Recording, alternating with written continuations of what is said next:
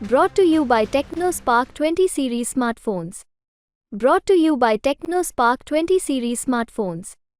I'm superhuman.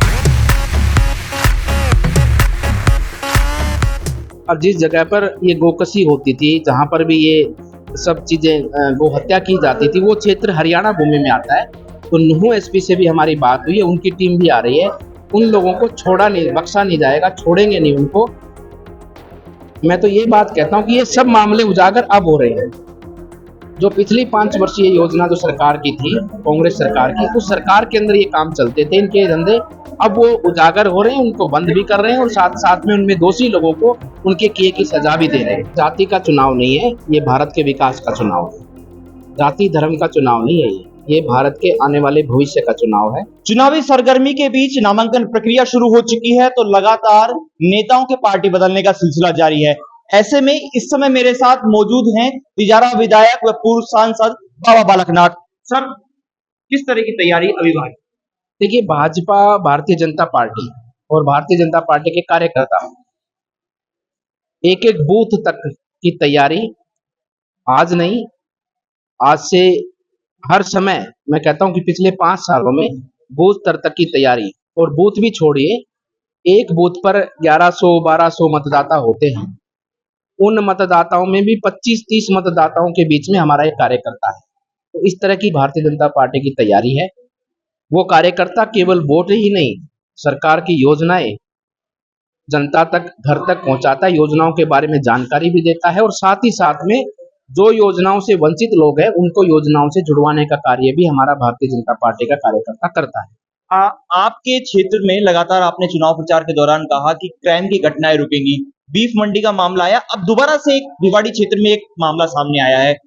प्रशासन alert है, लगातार आईजी भी पहुंचे हैं, आप भी जा रहे हैं, क्या पूरी प्रक्रिया? देखिए, कल परसों 20 तारीख को शाम को इंदौर गांव के कुछ लोगों ने वीडियो रिकॉर्ड किया है, और आज 21 तारीख को सुबह एफआईआर हुई है। कल 20 मौके पर पुलिस गई थी।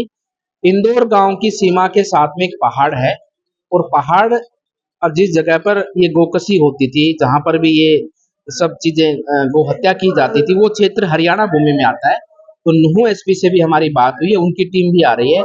उन लोगों को छोड़ा नहीं, बख्शा नहीं जाएगा, छोड़ेंगे नहीं उनको।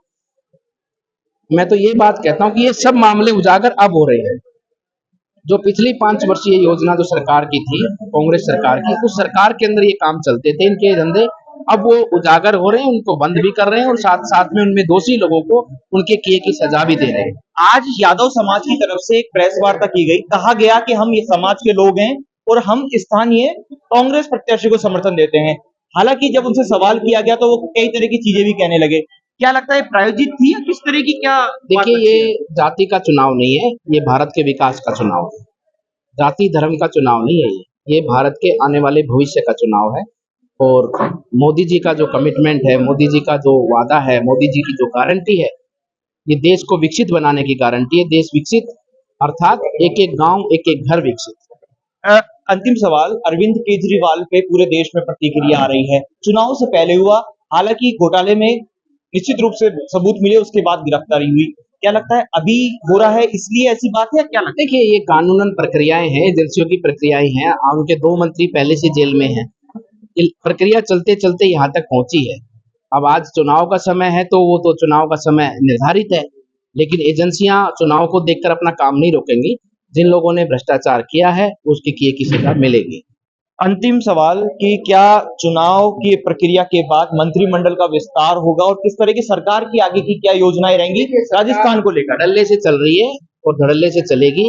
ऐसा ही बढ़ती जैसे इसमें कुछ खुलासे और धड़ल्ले से विकास होगा और राजस्थान का मान सम्मान बढ़ेगा। धन्यवाद। बिल्कुल, ये थे बालकनाथ जी, जिन्होंने साफ कहा कि धड़ल्ले से सरकार चल रही है और आगे भी विकास कार्य जारी रहेंगे। राजस्थान तक के लिए अलवर से मैं हिमांशु शर्मा।